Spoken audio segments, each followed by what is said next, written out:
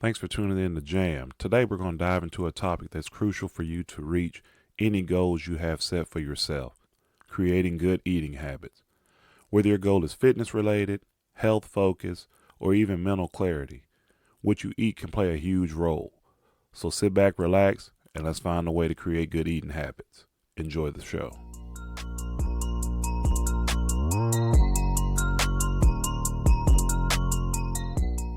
Okay, first off, I know when we talk food, when we talk about food and eating habits, it can feel overwhelming. You got so many different advices out there, from keto diet to going vegan, intermittent fasting, low carb, high protein. I mean, the list goes on and on.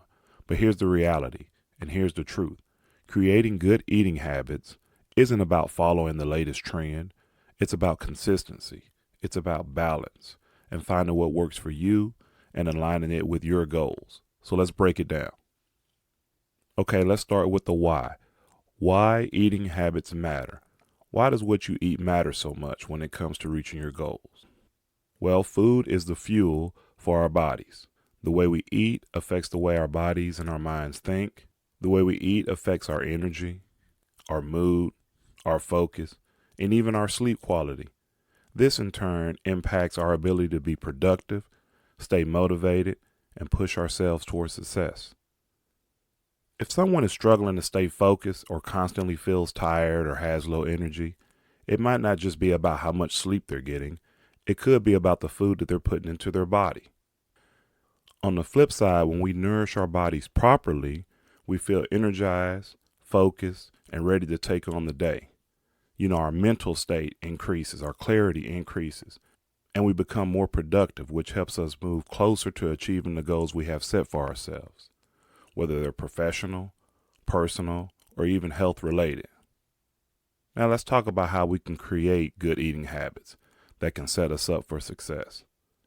The key here is making small, manageable changes. Can't do it all at once. Start small and build consistently over time. So here are a few strategies to help you establish good eating habits. Number 1, start with intention. Before you dive into any changes, ask yourself a few questions. What do I feel like after I eat? How do I want my energy to look throughout the day? What are the goals I'm working towards?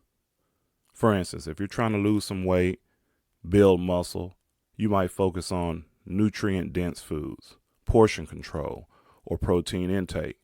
But if your goal is mental clarity or stress reduction, food rich in omega-3, fatty acids, antioxidants, and whole grains might be a better focus. Number 2, plan ahead. Now, we've all been there. We all have busy schedules. We're too stressed to make a healthy eating decision, so we just go right down and get us some fast food or get us some junk food, or go to the convenience store and get us a bag of chips or whatever. That's where planning comes in. When you plan out your meals and snacks ahead of time, you take away the temptation to choose that quick and unhealthy option. And of course, here we got fast food places all around the corner. It's quick to make a bad decision on picking out food because it's so accessible to us. We could just go right down the road and get whatever we want. But meal prepping doesn't have to be complicated. Just a simple plan for the week can go a long way in keeping you on track. Number 3, focus on whole foods. Try to build meals around whole foods, fruits, vegetables, lean proteins, whole grains, and healthy fats. These foods provide nutrients your body needs to perform at its best and keep your energy levels stable throughout the day. Here's a great tip. Start small and build up. That's kind of the theme of this episode. Swap one processed snack a day for a piece of fruit or a handful of, peanuts, almonds, something else other than the chips, the candy, the fruit snacks. Number 4, build healthy habits gradually.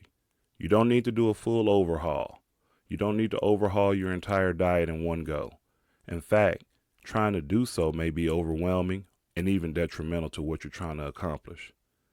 Instead, aim for gradual change. If you're trying to drink more water, start by adding an extra glass a day. If you're trying to eat more vegetables, Aim to add one vegetable to each meal a day. Build these small habits consistently, and before you know it, they'll be part of your lifestyle. Number 5, listen to your body. Now, your body does talk to you. A lot of us eat out of habit, boredom, stress. It's easy to overlook how we're actually feeling. This is why mindful eating is such a game changer. Take time to check in with your body. Are you truly hungry, or are you eating to cope with stress? Are you feeling satisfied after your meal, or could you benefit from adding more protein or fiber to help you feel full longer?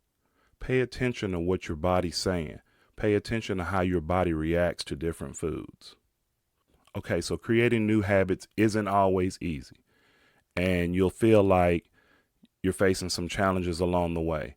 Life gets busy, and sometimes you might slip up, and that's okay. If you want to go out and have you a cheeseburger or eat you some ice cream, that's okay. The key is to getting back on track without being hard on yourself. So here are a few steps to keep you motivated. Number 1, keep a food journal. Writing down what you eat can help you identify patterns, see what's working, and where you might need to make adjustments. If you don't want to write it on paper, you can easily just type it in your phone. Number 2, get support. Find you a partner, an accountability partner, whether it's a friend, family member, co-worker, even a community, and they can help you get motivated. Number 3, be flexible. Like we said before, life happens. It's important not to beat yourself up over an occasional indulgence. Like I said, if you decide you want to go out and get you a cheeseburger, scoop of ice cream, eat some pizza, that's fine. If you slip up, just refocus and move forward. Don't beat yourself up and don't give up. Number 4, celebrate the small wins. Every time you make a healthier choice, no matter how small, celebrate it. Each positive decision gets you one step closer to your goals, and that's a good thing. So celebrate the small wins. Okay, as we get ready to wrap up, let's talk about the long-term impact when you constantly make the choices to nourish your body with good stuff. You'll not only feel better in the short term, but over time you'll develop a stronger sense of self-discipline. Those small habits that we've been talking about, they'll add up, and the results will show up in your life. You'll find it easier to stay motivated, be more energized, and confident. That's the most important thing. You'll be more confident as you work towards your goal. Remember, it's not about perfection. It's about progress.